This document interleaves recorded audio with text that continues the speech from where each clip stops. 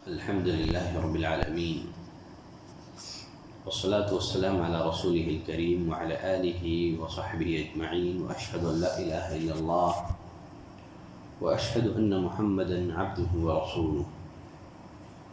أعوذ بالله من الشيطان الرجيم من همزه ونفخه ونفثه.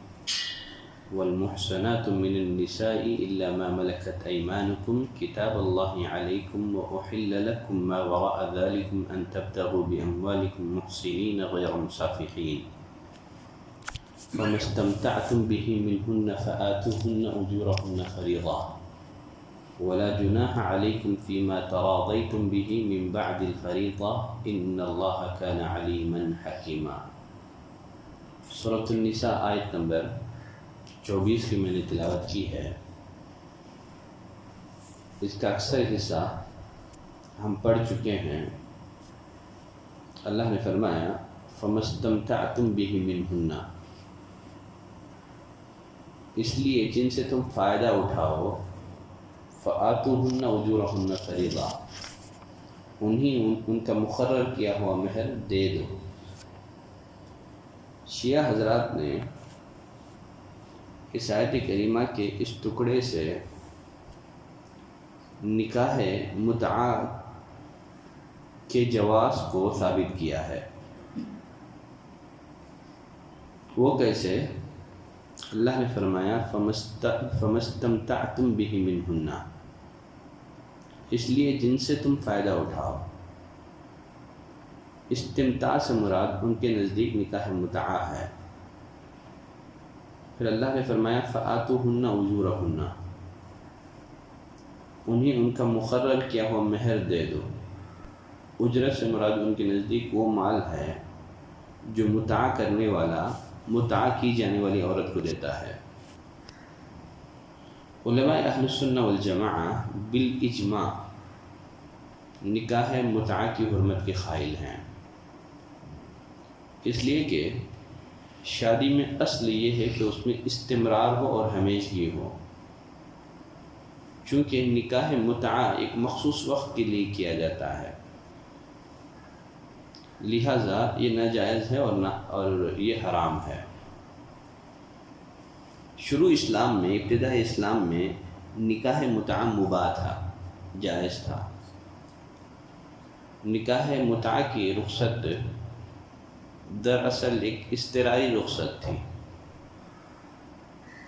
اور وہ بھی صرف ان مجاہدین کو دی جاتی تھی جو محاذ جنگ پر موجود ہوتے تھے، اور اتنے ہی عرصے کے لیے ہوتی تھی.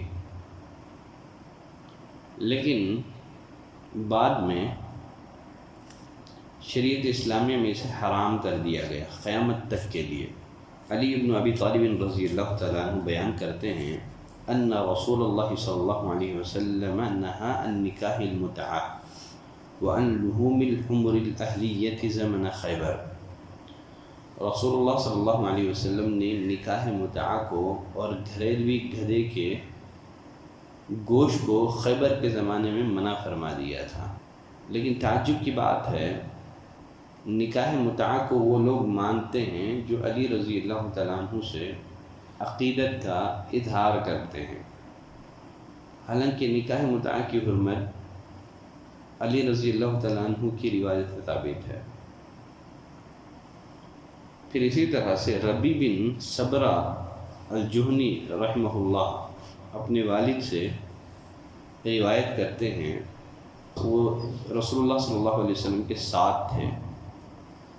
آپ نے فرمایا یا ایھا الناس انی قد کنت اذنت لکم فی الاستمتاع من النساء، اے لوگوں میں نے تمہیں عورتوں سے متعہ کرنے کی اجازت دی تھی. وَإِنَّ اللَّهَ قَدْ حَرَّمَ ذَلِكَ إِلَى يَوْمِ الْقِيَامَةِ، اب اللہ نے اسے قیامت تک کے لیے حرام کر دیا ہے. فَمَنْ كَانَ عِنْدَهُ مِنْهُنَّ شَيْءٌ فَلْيُخَلِّ سَبِيلَهُ، اب جس کے پاس بھی ان میں سے کچھ ہو تو انہیں چھوڑ دے. وَلَا تَأْخُذُوا مِمَّا آتَيْتُمُوهُنَّ شَيْئًا، اور جو کچھ تم انہیں دے چکے ہو اس میں سے کچھ واپس نہ لو.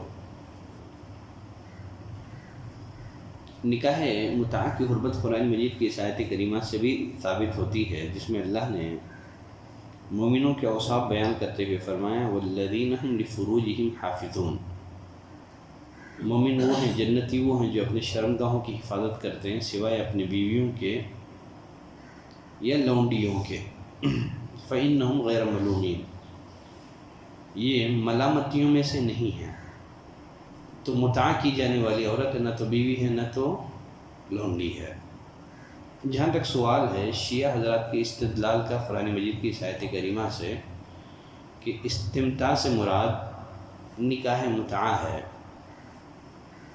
اور اجرت سے مراد وہ مال ہے جو متعہ کرنے والا متعہ کی جانے والی عورت کو دیتا ہے، یقیناً یہ استدلال کئی وجوہات کی بنا پر باطل ہے۔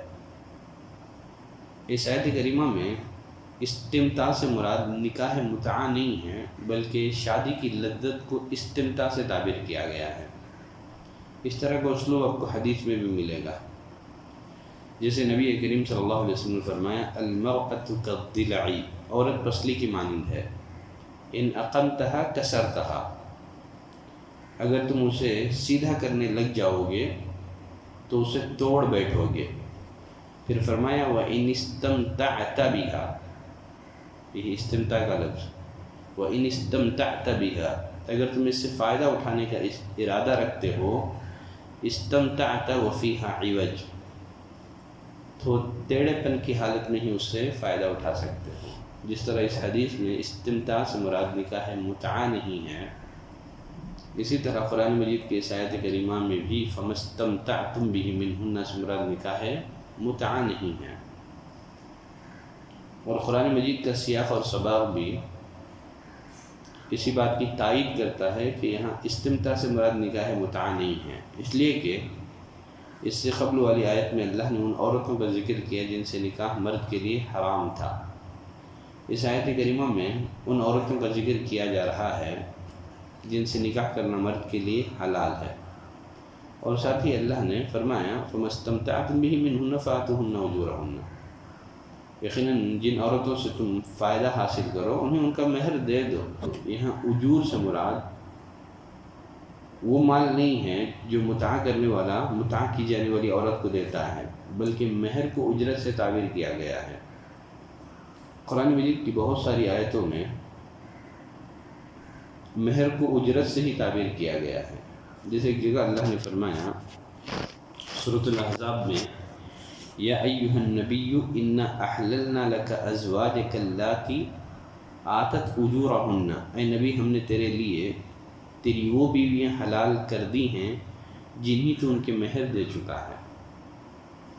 تو یہاں اجورہن سے مراد مہر ہے، تو اسی طرح اس آیت کریمہ میں بھی فآتوہن اجورہن فریضہ، ان کا مقرر کیا ہوا مہر انہیں دے دو، تو اس سے مراد مہر ہی ہے۔ پھر آگے اللہ نے فرمایا وَلَا جُنَاحَ عَلَيْكُمْ فِي مَا تَرَاضَيْتُمْ بِهِ مِنْ بَعْدِ الْفَرِيضَةِ، مہر مقرر ہونے کے بعد تم آپس کی رضامندی سے جو طے کر لو تم پر کوئی گناہ نہیں ہے۔ مہر مقرر کرنے کے بعد مقررہ مہر یہ کوئی حتمی چیز نہیں ہے کہ اس میں کمی اور زیادتی ممکن نہیں ہے، ایسی کوئی بات نہیں ہے۔ شوہر مقررہ مہر پر اگر اضافہ کرنا چاہے تو اضافہ کر سکتا ہے، اسی طرح عورت بھی اپنی خوشی سے تھوڑا یا پورا مہر معاف کرنا چاہے تو معاف کر سکتی ہے۔ آیت کے اختتام پر اللہ نے فرمایا ان اللہ کان علیما حکیما، یقیناً اللہ جاننے والا ہے اور حکمت والا ہے۔ اگر کوئی شخص قرآن مجید کے مذکورہ احکام کی خلاف ورزی کرے گا، گرچہ اس کی خبر قاضی کو نہ ہو، حاکم کو نہ ہو، کسی انسان کو نہ ہو، لیکن اللہ تعالیٰ کو ان سب باتوں کا علم ہے، وہ ان سب باتوں سے باخبر ہے، لہذا اللہ سے ہر حال میں ڈرتے رہنا چاہیے۔ وہ جہاں علیم ہے حکیم بھی ہے، یعنی شریعت کے جملہ جو احکام ہیں یہ حکمت پر مبنی ہیں۔ حکمت کسے کہتے ہیں؟ حکمت اس دقیق بات کو کہتے ہیں جو ہر شخص کی سمجھ میں نہیں آتی ہے۔ تو اللہ کے جو احکام ہیں، حلت اور حرمت کی حکمت جو ہے، اگر ایک مسلمان کو سمجھ میں آئے یا نہ آئے، ہر حال میں اس کا ماننا ایک مسلمان کے لیے ضروری ہے۔ یقیناً موجودہ دور میں بہت سارے پڑھے لکھے ہوئے جاہل ایسے بھی ہیں جو احکام شریعت کی علتیں تلاش کرتے رہتے ہیں۔ اگر کسی حکم کی علت انہیں سمجھ میں نہ آئے